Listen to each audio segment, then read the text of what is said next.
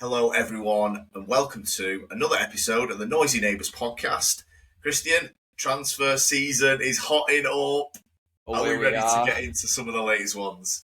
It's what we've waited for, innit? We knew we were going to be busy this summer with our respective clubs, so yeah, let's get into it, man. Oh, mate, the rumours are just ridiculous. I don't know where to start. We do know where to start. As you can see from the video title, Bryan Mbeumo, Brentford forward right winger, is seemingly picked Man United as his next club. This whole player agrees the deal before the clubs is just an ongoing thing now. Never used to be that way. I remember it used to be like I'm sure like Chelsea got in trouble for doing this in the Peter Kenyon days. With this tapping up shit, but obviously that's completely gone now. So let's get into it. Bryan Mbeumo obviously had his best season. Brentford were great to watch. Him and Visa were fantastic.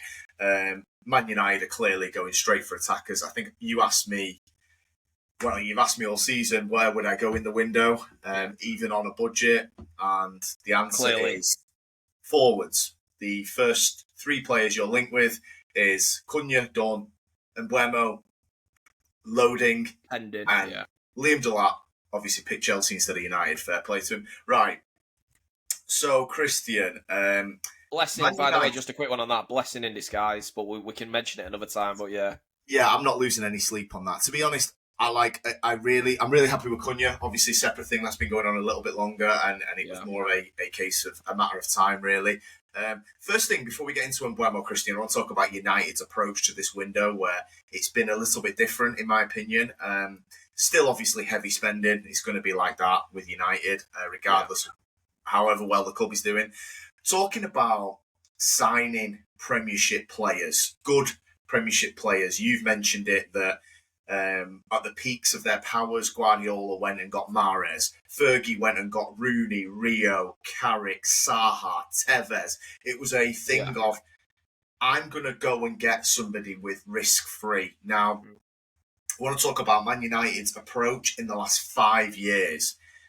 Since the Wan-Bissaka-Maguire summer, where obviously they were signings from the Premiership, Manchester United have obviously spent God knows how much. I'm going to hazard a guess it's around nearly £1 billion, let's say, from that summer. Between 800, 900 million pounds, I don't know. I mean, Ten Hag went through 600 himself. So this is 2022 now, not including Cunha and obviously Mbeumo.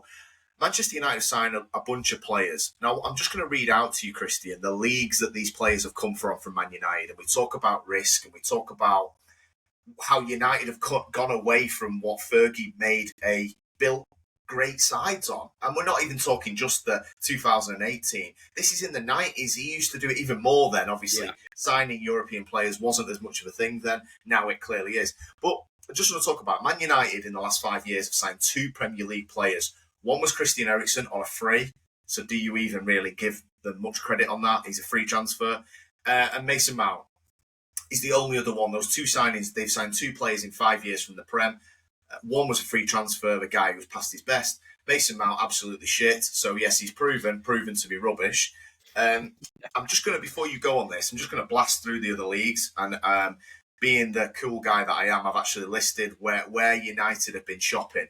So we've just done Premiership 2, Serie A 7, whatever we're doing there, I don't know. La Liga 2, Casemiro and Varane. Bundesliga 3, Eredivisie, Holland, we know why that is, 4. League 1, as in the French League, 3.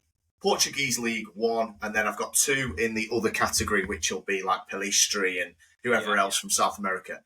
Serie A, we've signed 7 players. Now, this is not something this isn't the era of Kaká or, Zlatan Inter. This is a dross league. We've just seen Scott McTominay. We've just seen Inter Milan get waxed 5-0 in the Champions League final. Yeah. Scott McTominay's just won Player of the Season, hasn't he? Or Napoli's Player of the Season.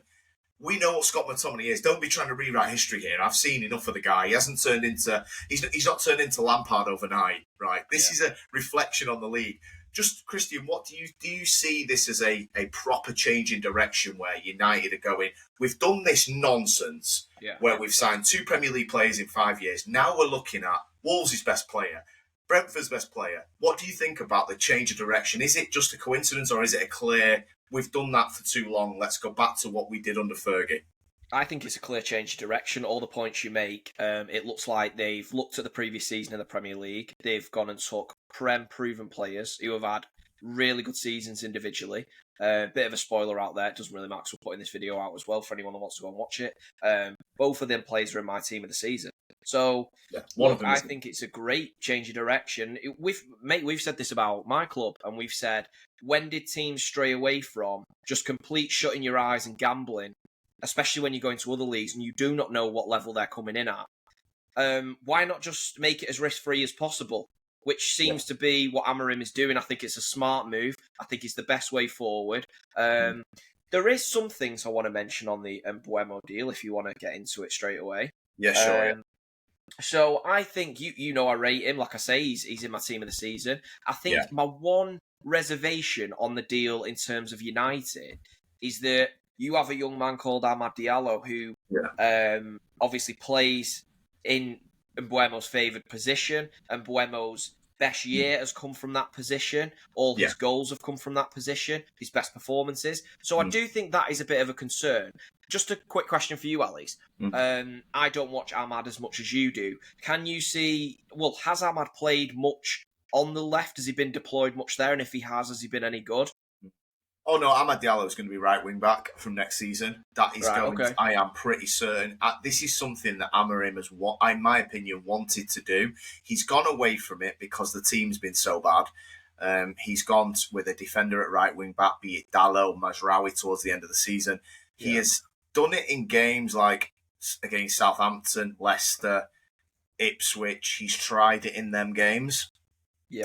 When I was at the last game of the season against Villa, when Martinez got sent off, he brought Mainoo on for Diallo and put Diallo back to right wing back and went more offensive. This is something that he wants to create. Now, what we've got is, people might look at this and go, well, you're losing one of your best players from last season in their best position. The difference is, it's on about trying to create this system that Amorim wants, and it's ticking the boxes of having 5 offensive players, your 2 wing backs, your 2 10s, and your number 9, which will hopefully be an improvement on last year as well. Now, Diallo's shown signs he can play that role. Obviously, Mbeumo has shown more than signs that he can play that right forward role. So the thought of them two in the same team makes me happier because it's more attackers on the pitch. And, do you think it takes away a little bit, Alex, moving Amad back? Clearly, I think it does. I think that though, what he's trying to create is an offensive machine, really, rather than just a disjointed 7 defenders, 3 forwards, which we've ended up with most of the season, with 2 holding midfielders. He's trying to now transition into what it's going to look like more. And obviously, you do create options, and if you have injuries, but you're right. United are in no Europe next year. There's not going to be loads of games to go about, and Mbeumo can't play on the Sunday and Diallo on the Thursday. This is going to be the team. He's going to go into this wing back role for Diallo, and I think I'm kind of intrigued to see how it looks. I don't love the system, but I'm happier that we're going down this road of an attacker at right wing back than Diallo or Mazraoui. Because we've seen we can't score goals. So, Mbeumo, good at cutting in. Obviously, there's more to his game. He's a good passer. I think the thing with Mbeumo is he makes really good decisions in the final third. Diallo does as well, to be fair. So having them two in the same team, look, are they going to tread on each other's toes? We don't know how it's going to look. Is it going to be cloggy? But they're both smart players, and we've lacked that all season. We've lacked good players, really. We've just lacked good forwards. So I'm really intrigued to see how that looks. And what do you think about Diallo at right wing back? I take all your points that you just made, and I think it will be more effective once you have a better squad. I do believe it could potentially work because he's a good footballer. What I mean by that is, when you have better players, you will have more of the ball. You will be able to press teams more. You will play more in their half than they will play in yours. I feel like having Amad in that position and teams are better than you, completely nullifies his game because he is legit going to be a fullback because he's going to have to hold his position somewhat.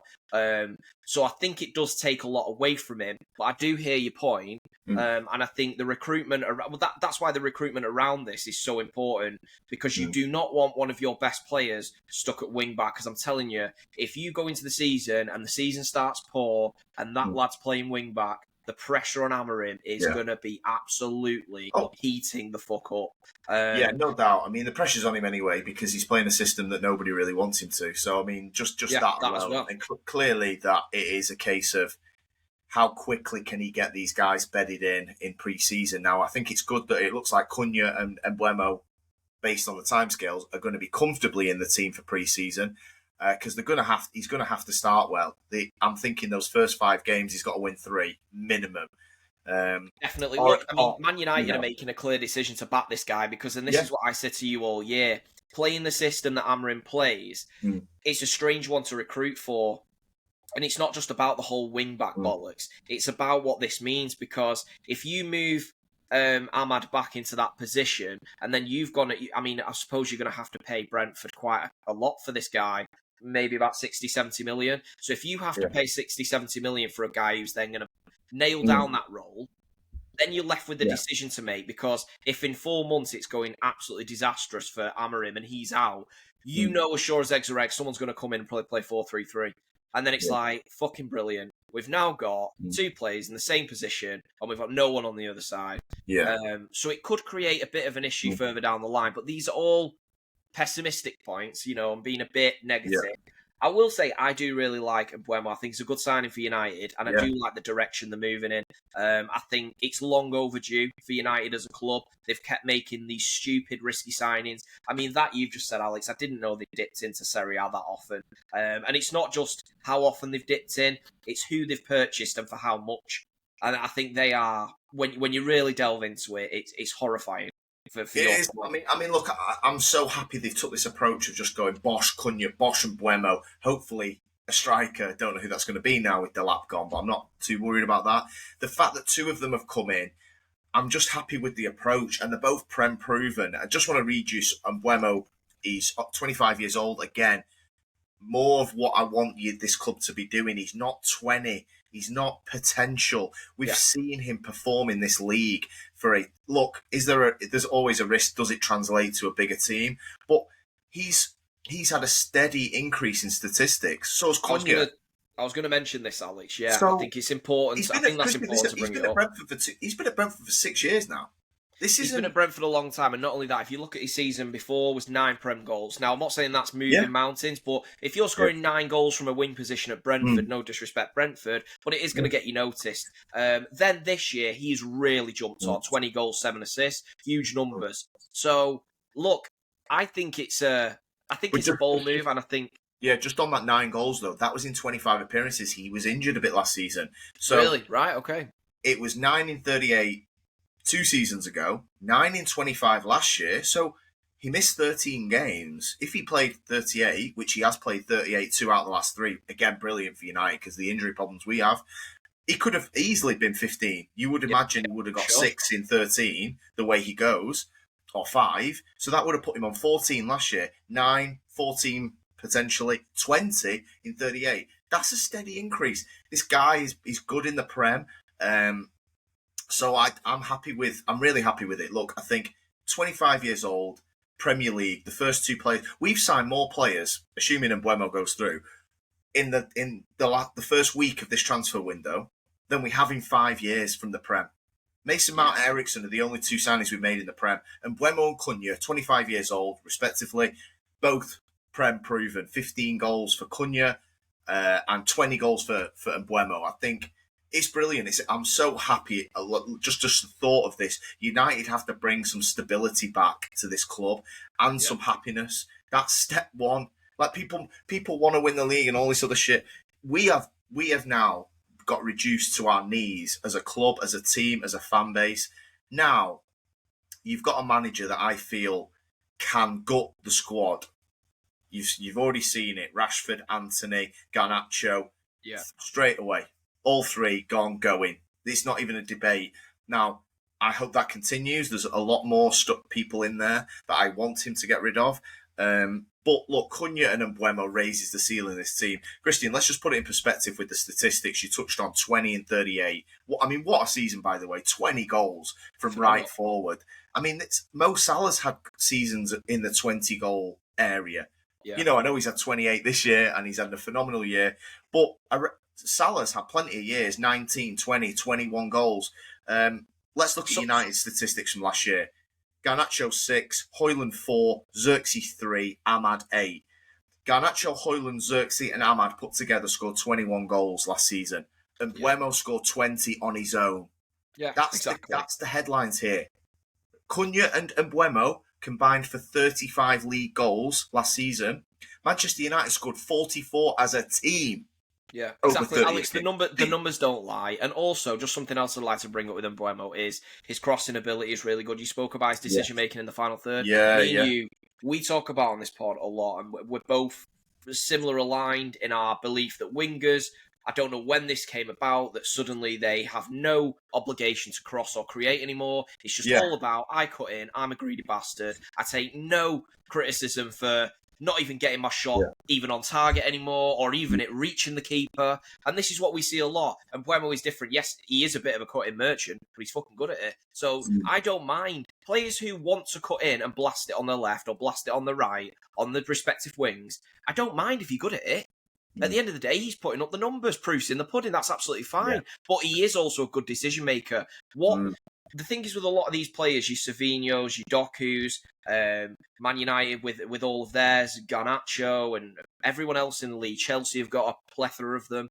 They all are shit decision makers. They seem to do the wrong thing at the wrong time consistently. They cut in when they shouldn't. They miss the pass. When they do shoot, they shouldn't be shooting because the play's too close. Gets blocked by the legs. It's really poor, and it's low-level football IQ. This lad has not got that, and I think he significantly raises Manchester United as a going-forward outfit. Alongside with Cunha, dare I say it, that, teams will have to look at this. You will become a bit of an outfit next season going forward with them signings. And not only that, where it's a smart move, you've got Cunha, who I think you could even play up front, to be fair. So if worse comes to worse and you can't get, I know you were after Delap, if you can't get a situation where you can go and get a striker, I think you could maybe look at signing another good Prem signing, proven Prem signing in behind, and push Cunha further forward. I don't know what you think about that, but we know he can play there. And we know he's a good finisher. Sure. I mean, I really love the idea of Cunha in the left 10, but you're right. I mean, even Mbeumo is good. He's got a good hold-up play, reads the ball really well. I just want to piggyback on something you've just said there. You made some great points. You mentioned about the decision-making and stuff like that, and this is something that will be linked to Diallo. You watch him and Mbeumo. Anybody that's watching this season knows he seems to cut in and shoot, and he seems to find the fullback overlapping, and he seems to make the right call more often than not. Yeah. We have players, or had players, Garnacho being one, that cut in and shoot consistently, ignore Dorgu for the whole game. We never open the pitch up. You shit at shooting, stop doing it. Yeah. I watched something with Thomas Frank, and I don't know how recent it was. Again, it just does the rounds on social media. You don't know if it was last week or last year. Thomas Frank, obviously, coach at Brentford, and he's managed Mbeumo for 6 years. And he was talking about the team at Brentford. The guy asking him was like, Brentford scored the least amount of goals from outside the box, right, as a team this season. I assume it was this season. Sorry if it was last, I don't know, when the video was recorded. Now, the guy was basically asking him, like, sort of, is this a decision by the team and stuff like that? Straight away, Thomas Frank goes into the XG of stuff, which me and you don't really love, but he went, statistically, we are going to score more by not shooting from 35, 30, 25 yards. Now, if you look at a lot of Visa and Mbeumo's goals, none of them are absolute punts. A lot of them, and you look at them and you think, well, that's good because I've got a manager here who's coached him for 6 years and have obviously coached the bullshit out of them. Visa as well. And you're looking at him and you think, well, he's got 20 goals. Now, he exceeded his own personal XG by 7 this season, Mbeumo. Now, you might not like XG. I don't love it either, but it does give you a steer on. I think he's getting a lot of 20-yard goals. The edge of the box goals. The XG won't be giving you great numbers on, but he's taking a lot of them. He's not shooting from 25 yards because Thomas Frank said, we ain't doing that as a team, mate. So if you do that, you're off. So I like the idea behind that. Look, I don't love XG, and I don't love the fact that managers bringing statistics into what we love about football, but it does make me happy because I've got guys in this team of United who think they can cut in like Robin and cut in and shoot like that. Garnacho's the worst culprit of all time. So, look, bringing in a guy who looks like he's been coached well, clearly he's executing it. He's exceeded his XG by 7 this season. That's brilliant to hear. Yeah, it's good for Amorim. No, it's I hear what you're saying. It's already been coached out of him in terms of how he's not a wasteful player. And yeah, you are actually bob on, because a lot of his goals, if you watch his highlight reel, for me, there's some absolute bangs in there, and there's some that are very similar. You'll get the striker that plays really nice hold up play, nice intricate passing, lays it off to him. He sets it outside the post, top corner. I mean, he's hit the top bins a few times in his highlight reel. He's what it reminds me of is when we had Leroy Sané, and he was at his peak. Completely different players, by the way. I'm just talking about when they get in that position, especially left footers. You don't see it as much with right. When they can set it outside the post and get it back in, and they hit a lot of top bins. It's unstoppable if you're a keeper. It's about knowing. You said with Amad as well. These players, they've either got it or they've not. They know when to shoot. They know when to pass. They're just more intelligent. It's not something... Yes, okay, you can improve it a little bit and become a bit more aware, get a bit of a better football brain. But there's not too much that you can develop. These players either have it or they've not. A player like Garnacho, a player like Doku, they don't have it. They're not going to get it. That is why their ceiling is where their ceiling is. Yeah. But and Mbeumo's of the world, you've seen a slow but upward trajectory. And it looks like United are getting him at a really good time. We spoke about Elise going to Bayern Munich. I think this is a very similar one, albeit his stats were a lot better than Elise's, to be fair.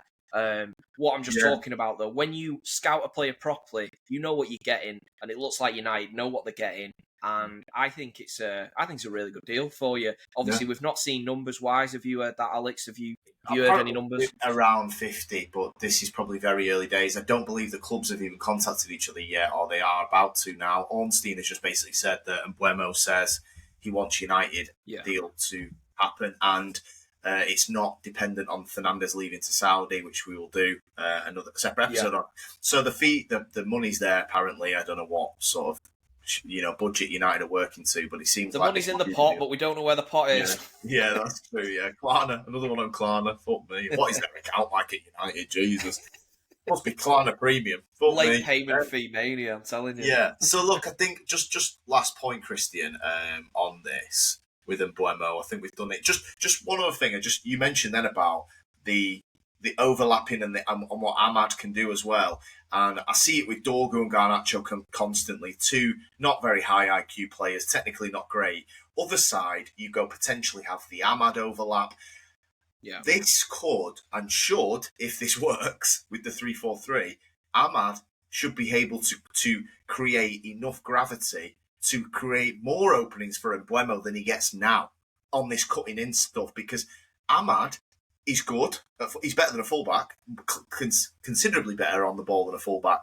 He's a goal threat and an assist guy. He's gonna get attention, Amad, if he's carrying it from the right hand side.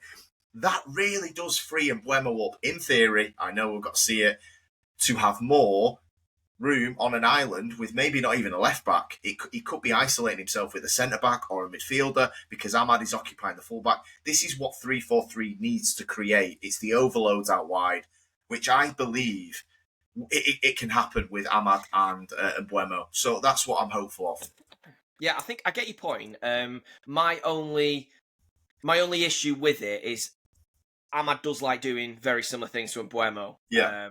And I think, I hear you, it will create more space, but they're going to have to align in what they're doing. They're really going to have to plan this before they deploy this in matches, because ultimately you can't have Mbeumo wanting the ball to feet driving inside and the guy behind him, Mbeumo and Amad both wanting to go the same way. It's not really going to work. No. Amad will have to change his game a little bit, I think, and he's going to have to go down the line a little bit more. Is he going to be happy as more of a decoy? That's my only concern, and I feel a bit sorry for him if it's like I don't know. It must be a bit hard to take if you're him. You're being told you're going back to wing back. We're signing a guy where you got your best numbers from, and sometimes you might have to be a bit of a decoy player. And we know managers do this, Alex. Pep has done this in the past. We even got told by Thierry Henry that he got told by Pep Guardiola. Sometimes you will have to be the decoy player because I've got better players on the ball than you. And it's if Amad can take it. We have seen he's got a great attitude, and it could happen. I just think it's worth mentioning because it could be something that could become an issue. Overall, I do like the signing. I'll be very, very. Look, you got to buy in at this club. The manager's the manager, and if he wants you to play at right wing back, just be happy you're playing, and that's where we need to get back to. You need to be busting a gut to play any position in this team. That's the culture that we had under the great man that we've lost by a long way. So, look, I like Diallo's attitude on the surface. I don't know the guy, obviously, but that's the thing. And I think as well, just one thing to mention on Amad, because he's got good balance and he is a smart player, he does go down the line more often than people think. And he's not got the worst right foot. What I like to see is with those two is some slide passes, overlaps either way, Mbeumo crossing over, allowing Amad to come inside. There's going to have to be reps, though. The pre-season is massive for United. I mean, it is not just with these, with everybody. Because the back three's got to improve. You know, the midfield needs to know, are we pressing? Are we not pressing? Is Casemiro still in there? So, look, there's a lot of things, but the good thing with Mbeumo and Amad is, as a United fan, is I'm looking at something and I'm like, the ceiling is higher than most things we've got in this team in the last 2 years. I'm actually looking at something where, look, I'm sure that we can come back to this in a year. It's terrible. Amad wants to leave. He's pissed off. And Mbeumo's flopped. But as a fan right now, I'm actually picturing this and going, oh my God, could this work and be really good? And that's what I'm hoping for. Just before we finish, Christian, there's been a bit of, obviously, Mbeumo had some offers on the table, but apparently Newcastle, Tottenham, Arsenal. Is Arsenal one of them as well? I think they were on the list, but again, it might not. I don't know if it was Ornstein that said all three of them, but apparently, definitely Newcastle and Spurs. Newcastle fans are very upset with this, that he's come out and picked United. Are you surprised at the pull Man United have still got? Because we're now flexing it in the Prem, which we've not done for a long time. I must admit, I am almost a little bit surprised that we've managed to get these two done with the bigger teams circling with Champions League football. Whether they were in for them or not, I don't know. But what from a rival fan's perspective, what is your output? What your reaction to the fact that United seemingly still have this pull in the Prem, particularly? I weirdly, I was thinking about this today, especially as soon as I saw the news that Fabrizio said he picked you and there was other options on the table. Footballing wise, is it the best decision for him? Probably not. Man United do have that pull. You will always have that pull because of your history. I think you've got a very specific type of player that you can attract, and this is why this deal is really good for United. You've got to go for players who currently play for teams, no disrespect, but who are mid-table and not really going to be going anywhere soon or anywhere fast. We're in Liverpool looking for Mane. That's exactly what I was going to say, right? So this is why it's really intelligent from United, because if you go abroad and you dip in and you go, oh, we're throwing our name in the hat for Florian Wirtz, he's not picking you, because he will be like, I want European football, I'm foreign, so I don't really give that much of a shit whether United were good under Fergie 100 years ago. Doesn't really mean anything to me now. But United have a pull with a specific type of player, going for Prem proven and players that are top players outside the top six. I think United do have a massive advantage over the likes of Newcastle, over the likes of Villa, over the likes of Chelsea even. I know Chelsea can argue because of the European status and they've got Champions League next year, but there's no that you can't write United out, and they will always have that pull. So I do think you have got the pull. However, it's being deployed in the right area in this instance. I think United are flexing with the exact type of player that I believe you can get over the line. Because he will look at this in Mbeumo. He's played for Brentford for a long time. He'll be like, fucking hell, Man United want me. And that's how he will look at it. Whereas abroad, players that are already established, foreign-wise, and they might be the best player in Bundesliga, best player in Liga, they're going to be like, No, I'm not really that arsed what United were. Yeah. I'm bothered that they finished 15th, 14th, wherever you did. Yeah. So yeah, but no, No, I it's hear you, yeah. Yeah, no, it's great. I'm absolutely chuffed with both Cunha and Mbeumo. It really makes me. I'm actually looking forward to seeing how it looks in pre-season. I know it's a way off, and we've not even signed Mbeumo yet. But just one feels thing, like Alex. I wanted to no, ask you, yeah, with Mbeumo coming in, do you think? I know you've made your points clear that you think it will go the way of Amad going to wing back. yeah, Just to play devil's advocate, do you think there is any sort of option of him actually seeing Amad as part of that, maybe in a 10 role and pushing Cunha further forward, especially with Delap now yeah. seemingly going to Chelsea? Do you I think mean, that's a possibility? it's not impossible. I just think Cunha's so good in that 10 role. I just don't see it. I think and Ahmad's not on. I mean, I think Ahmad will be better than most people think on the right. On the left, just because he's a good footballer. He doesn't rely on the one skill that these shit wingers have. I think Ahmad's good on the ball. He's got an eye for a pass. But I don't see it. I just don't see. I think Cunha is going to be in that left 10 immediately. We'll see in pre-season. I don't even know if he's going to get a run at number 9, to be honest. But like you said, sorry, go on. yeah, like you said, I mean, I know what you're saying because obviously looking at the number 9 shit, we've got Xerxes and Højlund in the squad, so it's one of them where the 2 10s having a combined 35 goals last season, does it not make more sense to have them as the focal point? But in a way, they get their goals in those pockets, both of them, Cunha and Mbeumo. So I want to see them two there. I'd even leave Højlund up there. I'd actually stick them two there. I think that's just my main issue, and you've sort of hit the nail on the head, is what I'm getting at. I think Amad being moved back for me, I would rather play. I mean, we saw City won the league with a false 9. I'm not saying United can go and do that. I'm just saying Cunha's a very smart player, and I think you can rely on him to do the right things at the right time. You would still get the best out of him. He's very intelligent. You're not going to put him up front and he's going to be like fucking Højlund, dossing around, not looking at the ball. Oh, he's a smart player. He'll drop him when he needs to anyway. Exactly, yeah. My issue with it, I just think Amad being pushed all the way back there to make way for playing Mbeumo and Cunha in their positions, but then you're having some idiot up front, say that it being Højlund. Yeah. I don't personally like that you've got Amad stuck in defence when teams are pressing, and you've got Højlund stood up front, or a Liam Delap for that instance, even if you'd signed him. For me, this makes sense. If you go and get an Osimhen, it's like, okay, I can understand this. I just think there's going to be conversations if Man United don't get a striker over the line and poor Amad stuck at fucking wing back after the season. It's definitely a fair point. I think the vision is definitely they're interested in this Amad at right wing back, and I think they're going to run it. And to be honest, I would allow Xerxes or Højlund to play up there and see what the dual pronged Mbeumo Amad looks like, at least in pre-season. Well, definitely in pre-season. I mean, that's when you do trial this sort of shit. That's the beauty of it. That's the beauty of it. You can trial this, can't you? I certainly prefer the idea of Xerxes in front of them because he isn't a striker anyway, but it sort of takes the pressure off because them two can get numbers. We saw with Liverpool, they had Firmino. He never moved mountains in terms of goal-wise, but if he can do enough and he can hold the ball up and give it the danger men and they can pick up numbers effectively, then it can work. It's that sticky touch of Xerxes that we need to see consistently, but obviously, like you said, Xerxes drops in and occasionally can get a grip of it quite well. In certain circumstances with Xerxes, he sometimes retains it when he's like under severe pressure, but then he also turns it over. But Højlund turns it over under no pressure, so I mean, he's a complete net negative.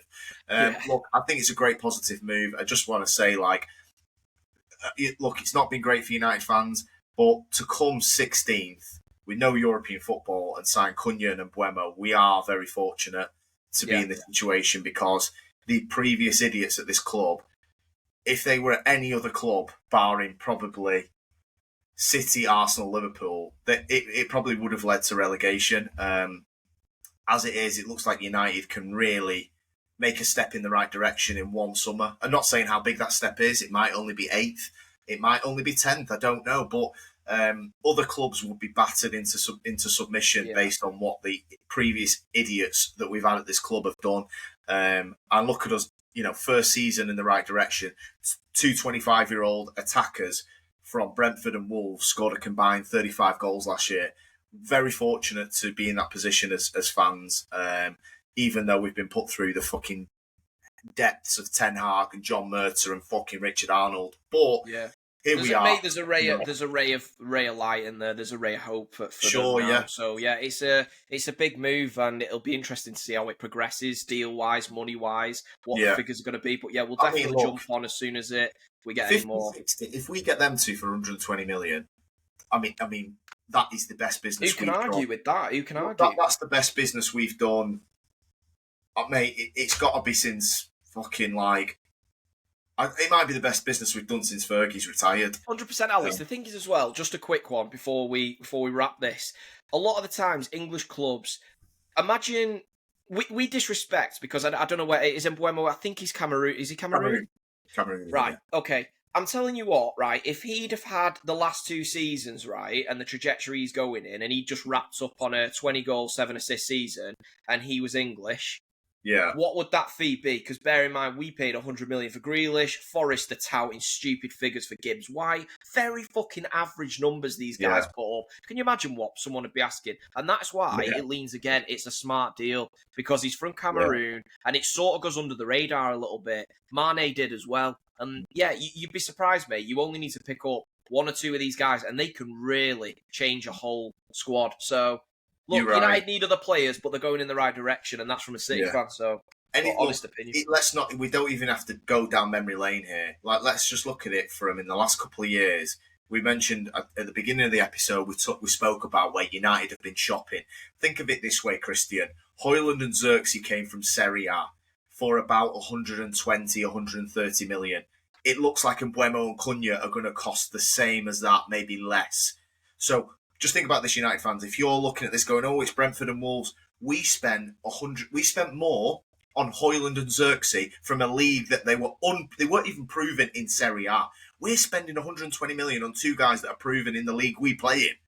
Yeah, Alex. I fully agree, mate. And not only that, it's just a lazy narrative. I think the people saying that, the whole in the top comments on Instagram, like, oh, you're buying from clubs near to you in the league. Yeah, but the thing is, I don't think they watch football. I don't think they're just looking at where the clubs have finished. Have you actually watched Mbeumo individually? Have you actually watched Cunha individually? They are top players in their own right. When we signed Riyad Mahrez, where were Leicester? They were in the fucking depths. Is anyone now looking at that going, oh, it was a risky signing because Leicester were shit? Why are you signing from someone that's 15th in the league? Well, no, because individually we scouted Mahrez and knew he was fucking unbelievable. And exactly what you're trying to do. If you get it right, it's a brilliant sign. Look, Declan Rice. I mean, look at Liverpool. What turned their fortunes round was 2 Southampton players, Mane and Van Dijk. That's what transformed Liverpool to mid-table shit to top 4 champions. Didn't they get to the Champions League final months after Van Dijk signed in Jan? It was the transformation was incredible. I am hoping for the same thing. Look, a bit of positivity from me on this pod with United, and for once I feel like we're doing what we used to do really well. So thanks for joining us, Christine. Appreciate that. Anybody likes the episode, give us a like, subscribe. If you've got any comments on Mbeumo or Cunha, please let us know in the comments and we'll speak about it in the next one. Thank you for listening, guys. Catch us on the next one. Cheers, guys.